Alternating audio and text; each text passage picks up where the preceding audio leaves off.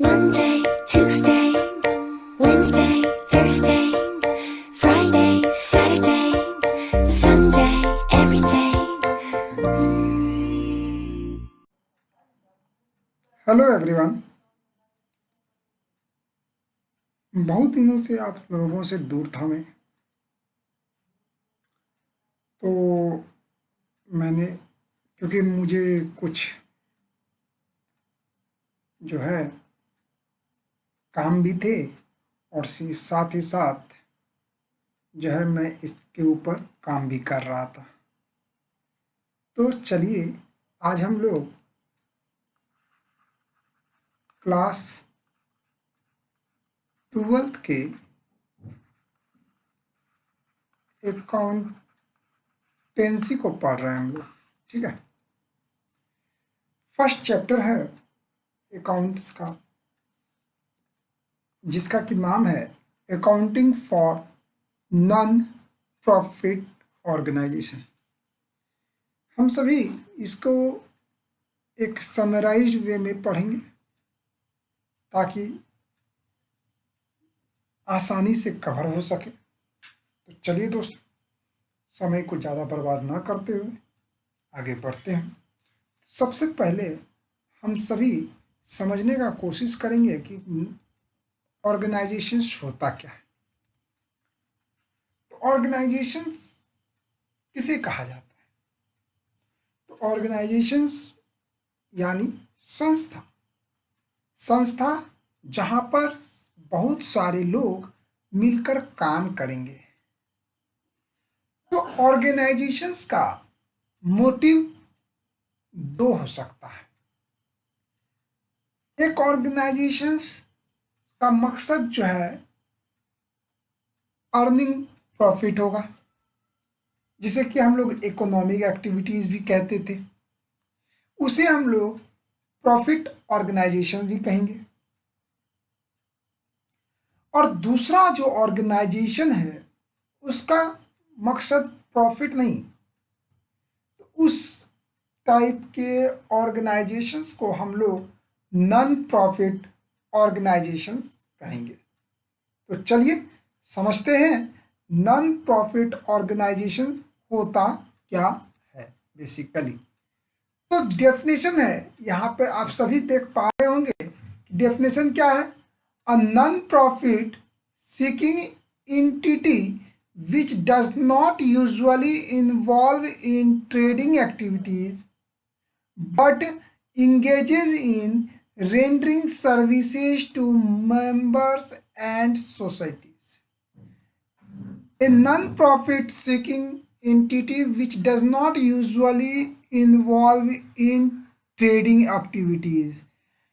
कहने का मतलब है कि वैसे ऑर्गेनाइजेशंस जिसका कि मकसद जो है नॉन प्रॉफिट हो, प्रॉफिट से लेना देना उनका कुछ भी नहीं है, और ना ही वह किसी प्रॉफिट ऑर्गेनाइजेशन या ट्रेडिंग ऑर्गेनाइजेशन से बिलोंग कोई भी वास्ता रखते हैं।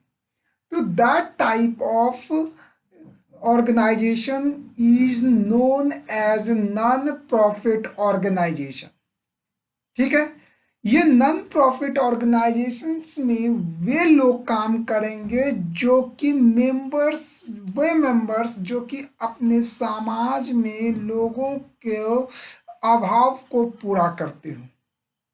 तो चलिए समझते हैं नॉन प्रॉफिट ऑर्गेनाइजेशंस को और बेसिकली बेहतर तरीके से। Non-profit organizations are established for the purpose of rendering services। मतलब दूसरों को सर्विस प्रोवाइड करना, रेंडर करना, पहला पर्पस हो गया।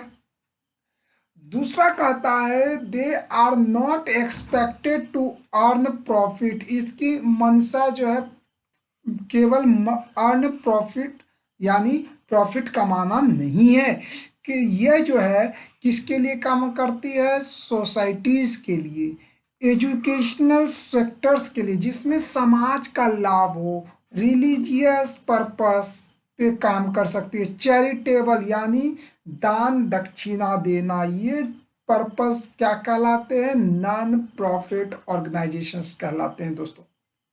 They take the form of sports and arts club, hospitals, libraries, charitable institutions like orphanages, educational institutions, religious institutions, etc.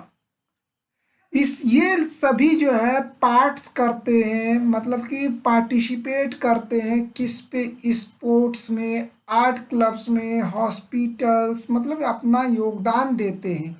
कई सारे ऐसे जो कि ऑर्फेनेजेस, अनाथ आश्रम हो गया आपका, एजुकेशनल इंस्टीट्यूशंस में खाना प्रोवाइड करवाना, ये भी एक तरह का एनजीओज का काम है, non government organisations, non profit seeking organisations का काम है। तो चलिए आगे हम लोग इसके फीचर्स को जानते हैं। व्हाट आर द क्वेश्चंस ऐसे पूछे जाते हैं हम सभी को कि what are the features of a non profit organisations. तो सबसे पहला है their main objective is to rent a service to members and publics. ये क्या करेगा, मेंबर्स और पब्लिक को, मतलब कि वो अपने ऑर्गेनाइजेशंस के जितने भी मेंबर्स हैं या और बाकी आम जनताओं को सर्विस प्रोवाइड करवाता है। ठीक है, इसका मकसद है कि उन्हें सुविधा प्रोवाइड करवाना है। They are not expected to earn profit, जैसा कि हम लोगों ने पहले भी पढ़ा कि इसका एक्सपेक्टेशंस प्रॉफिट अर्न नहीं है। ठीक है, they do not normally engage, ये बेसिकली जो है ट्रेडिंग एक्टिविटी, किसी भी प्रॉफिट ऑर्गेनाइजेशन से संबंध नहीं रखते। Credit transactions are not usually made, ये क्रेडिट ट्रांजैक्शंस नहीं करते। Usually such concerns keep only cash books, इनकी जितनी भी होती है ट्रांजैक्शंस वो किस में रिकॉर्ड किए जाते हैं, कैश बुक में रिकॉर्ड किए जाते हैं। किसमें, रोज का, मतलब कि अभी तुरंत का लेन देन ही जो है इसे किस में किया जाता है, कैश बुक में हम लोग रिकॉर्ड करते हैं सारे ट्रांजैक्शंस को। दे प्रिपेयर अ समरी, ये जो है कैश बुक का समरी प्रिपेयर करते हैं, जिसे कि हम लोग क्या कहते हैं, उस, मतलब कि cash book in the sense क्या हुआ, कैश में लेने वाला कोई जो भी सामान हम लेंगे और देंगे वह कैश में ही होगा, क्रेडिट से कोई वास्ता नहीं है इनका। तो उसकी जो समरी तैयार की जाएगी, ओवरऑल जो ट्रांजैक्शंस किसी एक रिकॉर्ड किए जाएंगे, उसके हम लोग नाम देते हैं रिसिप्ट्स एंड पेमेंट अकाउंट्स। तो यहाँ पे प्रॉफिट कमाना तो है नहीं, इस वजह से इसमें ट्रायल बैलेंस को प्रिपेयर नहीं किए जाते, ट्रायल बैलेंस हम लोग इसमें प्रिपेयर नहीं करते नॉन प्रॉफिट ऑर्गेनाइजेशन में। ना ही इसमें ट्रेडिंग और प्रॉफिट एंड लॉस अकाउंट बनाए जाते हैं।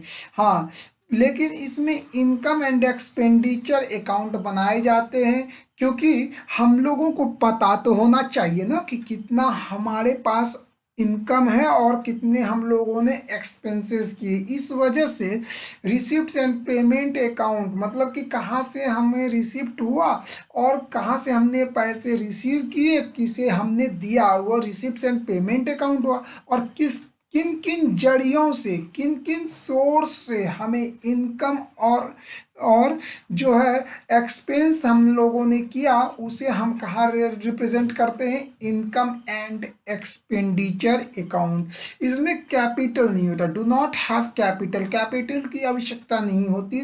They have only capital fund represented accumulated services. चलिए दोस्तों, नेक्स्ट है, अब अकाउंटिंग स्टेटमेंट्स पढ़ते हैं।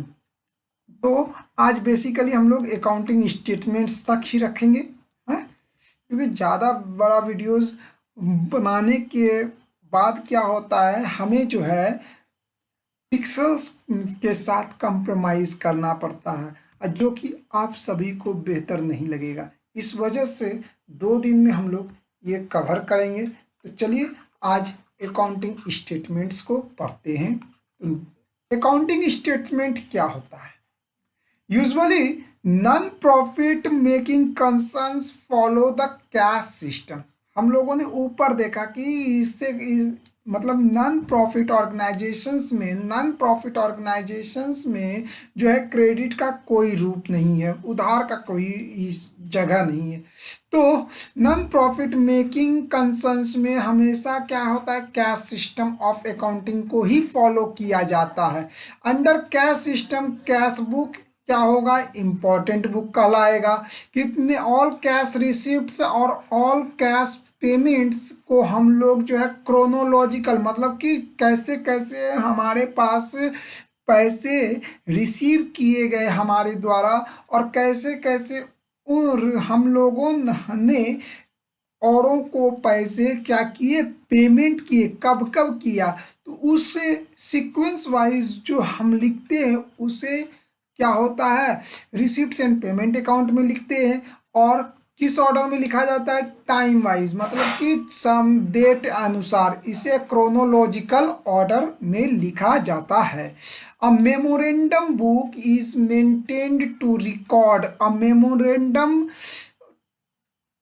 book is maintained to record the name of the persons and institutions from whom amounts have, और जहाँ से लेन देन बाकी है उस जगह से हम लोग क्या करेंगे, ये जो है उसके नाम से हम लोग रिकॉर्ड तैयार करते हैं। ठीक है दोस्तों, a stock register is kept to record the purchase of assets like furniture, books, equipments. एक स्टॉक रजिस्टर बनाए जाते हैं जहां पर हम लोग क्या करेंगे, एसेट्स को परचेज किया जाता है, उसके लिए जो है स्टॉक रजिस्टर बनाया जाता है। नेक्स्ट है, a non profit organisation prepares 3 statement. Non profit organisations में बेसिकली हम लोगों को जो है फाइनल अकाउंट्स करने के लिए हम लोगों को 3 स्टेटमेंट तैयार करने पड़ते हैं। वह कौन कौन हो गया, पहला हो गया आपका रिसिप्ट्स एंड पेमेंट अकाउंट, फिर हम उसे जो है इनकम एंड एक्सपेंडिचर अकाउंट में रिप्रेजेंट करते हैं, और फाइनली हमें बैलेंस शीट तैयार करना पड़ता है। क्या बनाना पड़ता है, बैलेंस शीट तैयार करना पड़ता है।